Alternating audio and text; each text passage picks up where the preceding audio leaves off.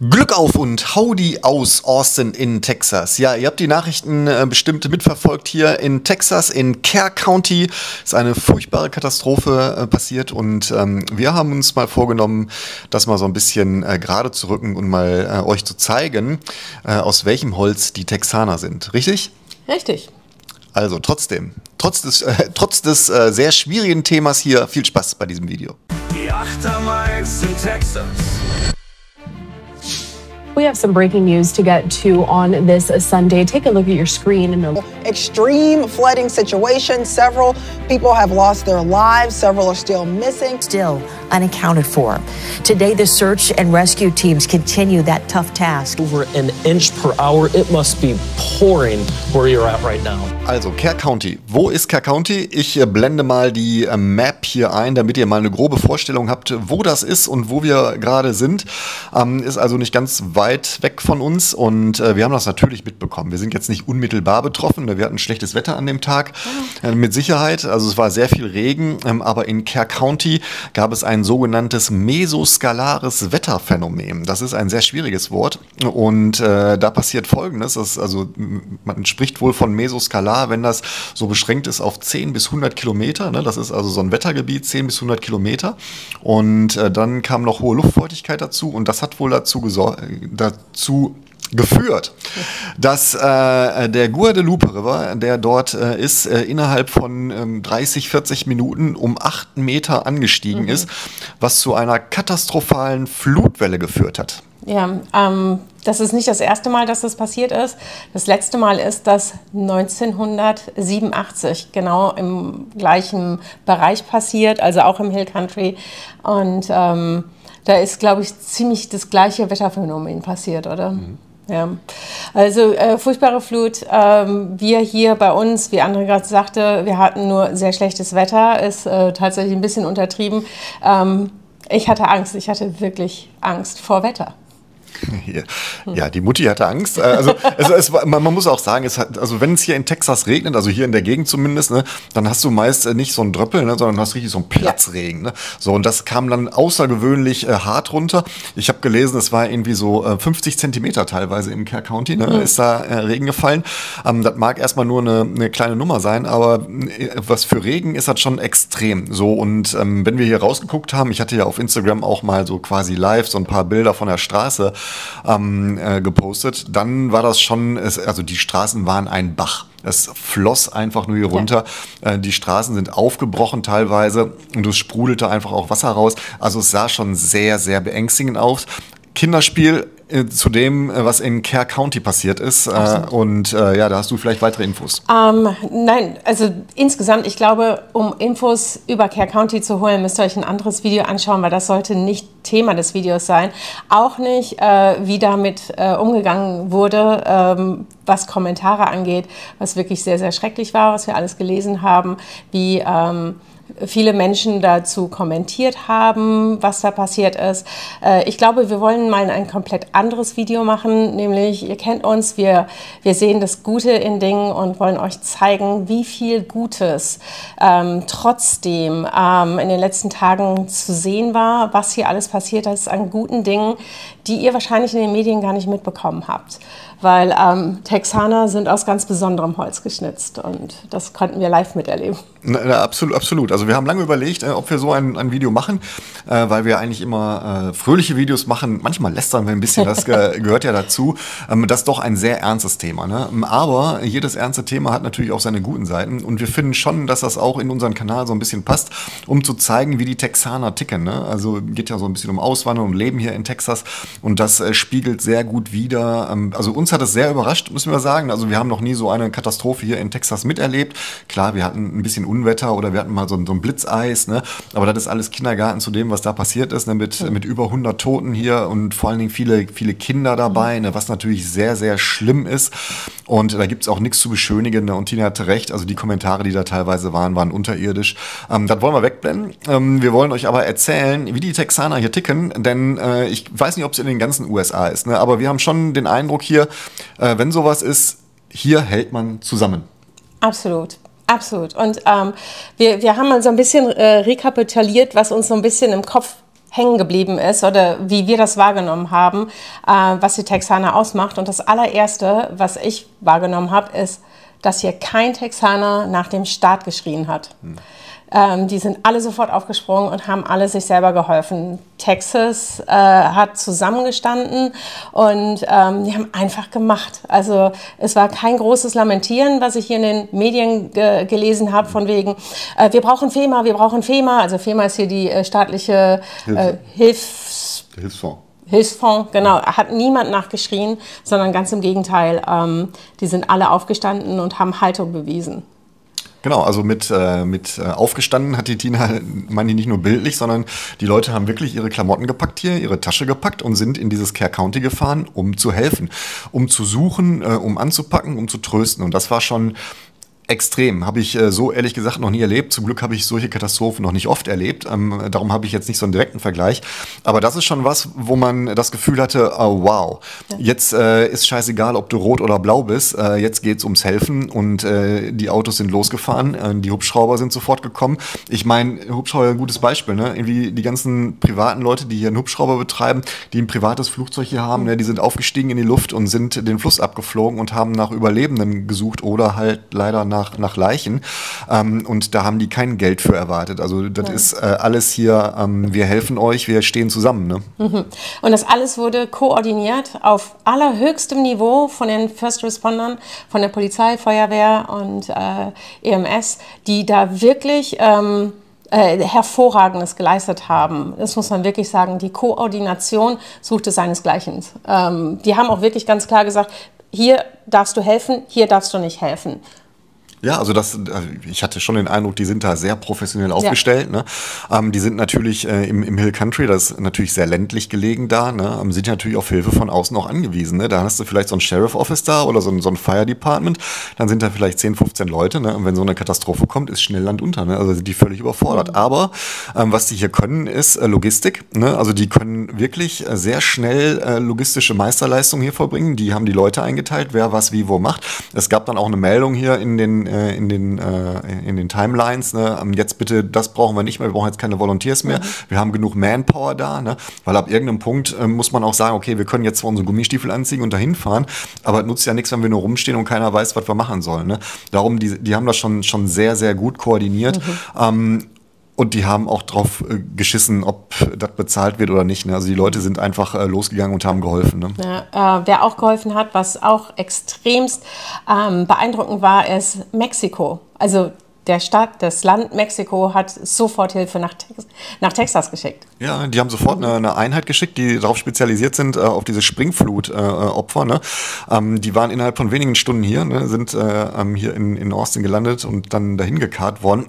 Und da hat auch keiner gefackelt oder da gab es jetzt auch keine blöden Sprüche. Ja, Mexiko. Was ein Quatsch. Ne? Also man steht hier zusammen und man ist für jede Hilfe dankbar, besonders wenn sie professionell ist. Ne? Ja, und der absolute Mega-Held für mich war emotional, mag man gar nicht glauben, ist der örtliche Supermarkt. Naja, der örtliche Supermarkt ist die größte Supermarktkette in Texas. Es ist jetzt nicht so, dass das ein kleines Ding ist. Ne? Nein, aber H-E-B. Genau, H-E-B ist sofort, und vielleicht können wir das Video einmal einblenden, ist sofort losgefahren mit einer LKW-Kolonne mit Disaster Relief Team, mit Mobile Kitchen, mit jeder Menge Nahrungsmitteln, mit Manpower, mit allem, was irgendwie zur Verfügung stand. Die waren zuallererst dort und haben geholfen.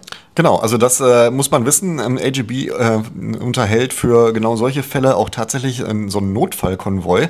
Also sind LKWs, ist dann auch aufgedruckt, ne, irgendwie alles für Emergency. Die sind fertig gefüllt mit Notrationen, ne, wie Tina sagte, mit so einer Outdoor-Kitchen, ne, dass man auch Essen zubereiten kann.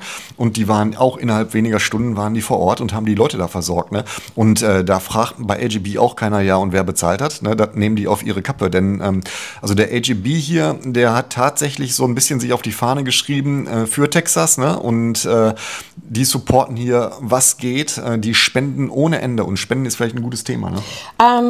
Ja, also was hier alles gespendet worden ist an Summen, es ist nicht vorstellbar. Ich habe mal so ein bisschen recherchiert und für euch so ein paar Highlights rausgesucht. Fangen wir an mit Sport. die Dallas Cowboys und Cheerleader haben $1 Million gespendet, sofort.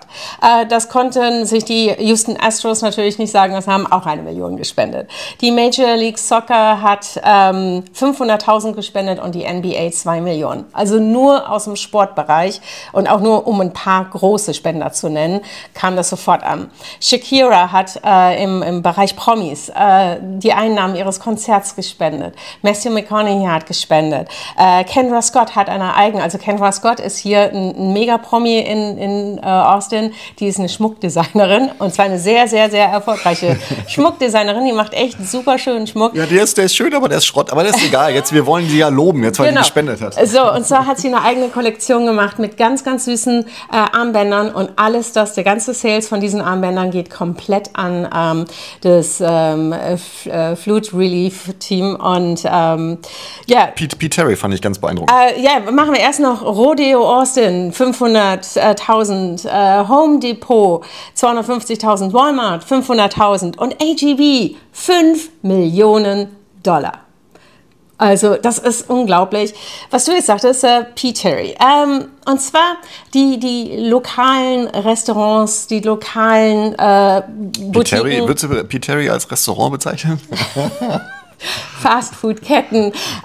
Also alle hier im lokalen Bereich, die haben sich alle irgendwas ausgedacht, wie können wir Teile oder wie können wir euch dazu motivieren, bei uns zu essen, damit wir das Geld weitergeben. So, und Pete Terry hat gesagt, alles klar, alles, was wir am Freitag verkaufen, alles werden wir zu 100% weitergeben an die Flutopfer. Und die haben nicht von Gewinn geredet, ne? Also ist jetzt nicht so, dass die sagen, irgendwie, komm, wenn du einen Burger verkaufst für $5, dann haben wir $2 Gewinn, die $2 spenden wir, sondern wir reden hier von Umsatz, ne? Also alles, was die umgesetzt haben, was in die Kasse kam, wurde 1:1 in dieses Flood Relief überführt, ne? Ja, genau. Und die Texaner haben sich das nicht zweimal sagen lassen. Die Schlangen unglaublich lang. Also du musstest... Man sagt sogar, dass Vegetarier da angestellt haben. Mein Gott, sogar Vegetarier. Nein, aber Gibt es Vegetarier hier? Nein. Doch. Aber was ich sagen wollte, ist, die Schlangen waren also mitunter stundenlang und so war es, dass nach ein paar Stunden Pete Terry auf seinem Social Media schreiben musste, danke Texas, danke, wir sind ausverkauft. Also ihr müsst euch vorstellen, das ist so, als wenn ihr nach McDonald's geht, die 24 Stunden aufhaben und die müssen irgendwann zumachen, weil einfach alles ausverkauft ist. Das wird bei McDonald's nicht passieren, keine Angst. Aber das ist schon eine gewaltige Nummer, die da durchgeschoben haben. Und die Tina hat recht, die Autos, die standen in der Schlange, um an diesem Drive-Thru vorbeizufahren. Es gab Staus hier, weil die Leute bei Pete Terry irgendwie 2, 3 Burger kaufen wollten. Ob die gegessen haben, keine Ahnung. Auf jeden Fall haben die das war ihre Art zu spenden. Ja, absolut. Und genau das Gleiche findet heute den ganzen Tag über statt in den fancy Restaurants. Also in allen Restaurants oder in vielen Restaurants, die sehr, sehr hochwertiges Essen verkaufen, die spenden heute auch 100% des Sales, also des Umsatzes von heute Morgen Brunch. Sonntags ist in Texas hier Brunch ein Riesenthema. Also ist wirklich, jeder geht hier brunchen. Das heißt, das alles wird gespendet und bei den fancy Restaurants sind natürlich dann die Preise auch dementsprechend höher und es wird mehr Geld zusammenkommen. Insgesamt haben die alle extremst gut performt, was das angeht. Aber was mich auch noch mega beeinflusst hat, und da müssen wir jetzt mal kurz drüber reden, sind die Influencer hier. Die Influencer. Die haben dich beeindruckt, nicht beeinflusst. Danke. Aber ich habe sie ausreden lassen, ich wollte das kurz erwähnen. So, die haben mich mega beeindruckt, weil die Influencer hier in Austin haben und im Hill Country haben tatsächlich alles richtig gemacht, was man richtig machen kann.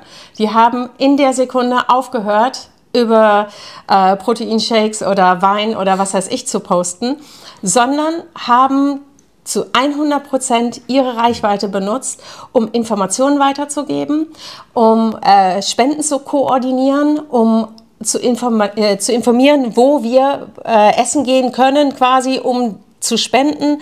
Die haben alles uns erzählt, wo man was kaufen kann, um zu unterstützen, wer was braucht und haben das koordiniert. Also das muss man sagen, die Influencer hier in Austin und Hill Country waren mega. Ja, das war auch schon so am Tag des Unglücks, ne, da hat man schon gemerkt, irgendwie, die haben Benehmen. Ne? Also das ist vielleicht auch so eine texanische Eigenart. Ne? Hier also die haben wirklich Benehmen, die haben sehr gute Manieren.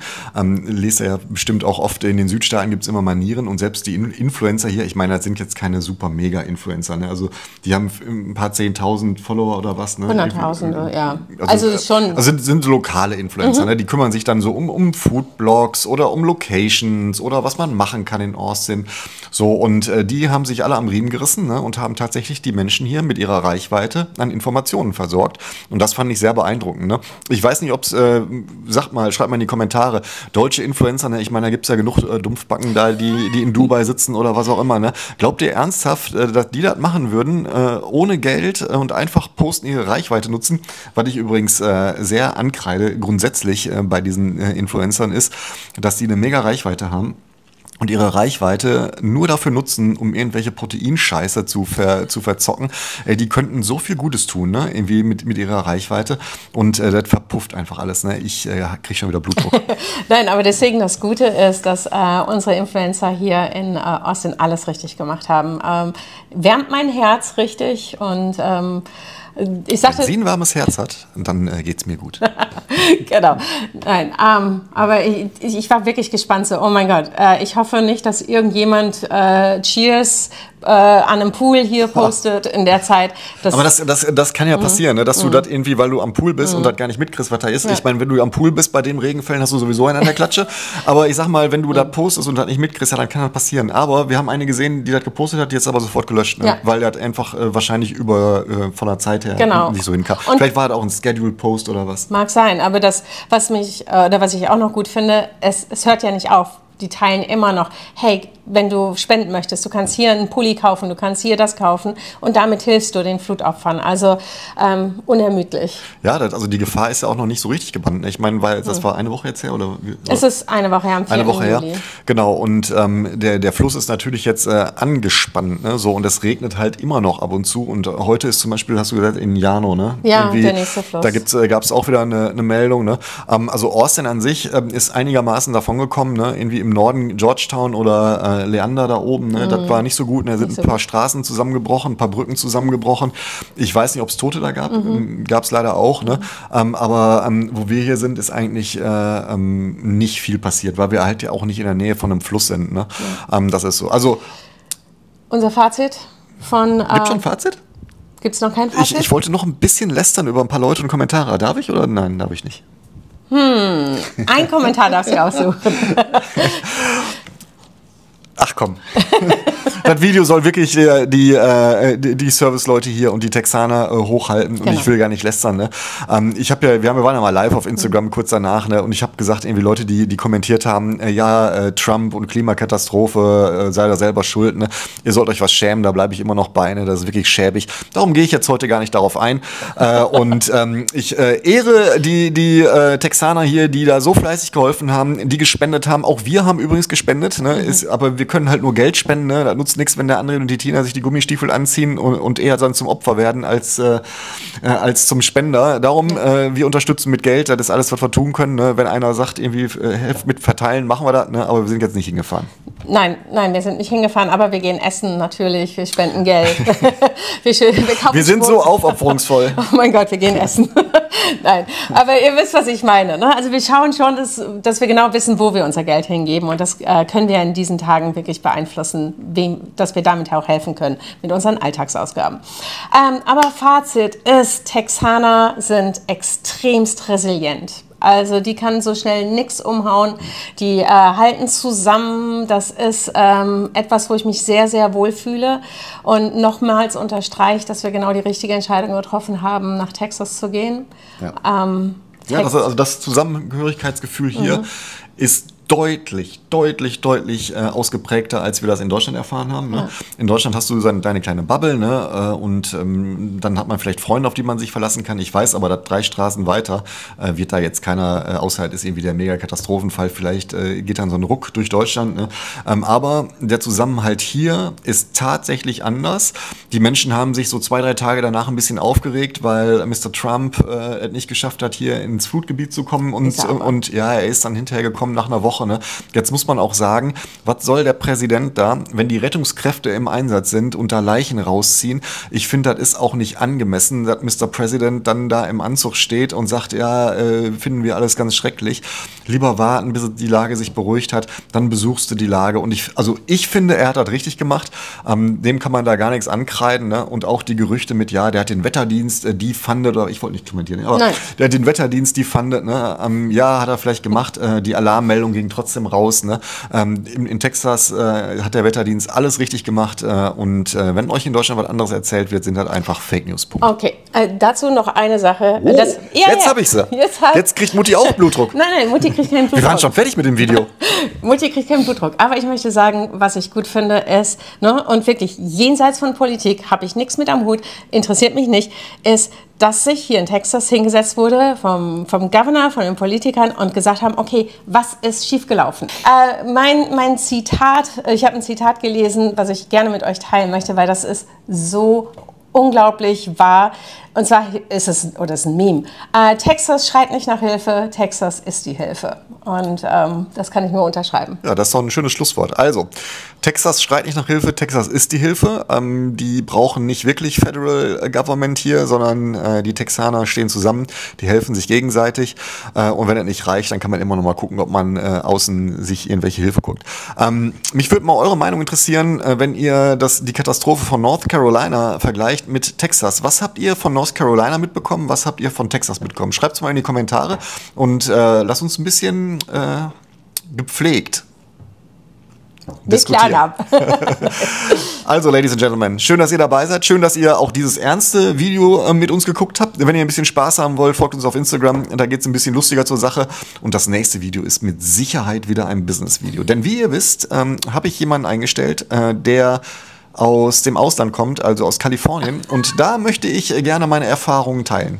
So schnell ist es zu Ende. Alles klar. Schalten Sie jetzt ab. Ihr braucht auch jetzt YouTube nicht weiterlaufen lassen, weil jetzt der Rest-Content, der jetzt kommt, ist einfach scheiße. Es sei denn, es ist ein Video von uns. Ja, nee, dann auf jeden Fall dranbleiben und gucken. Aber ansonsten jetzt, komm, schalt aus, geht ins Bett. Gute Nacht. Tschüss. Gute Nacht. Ciao.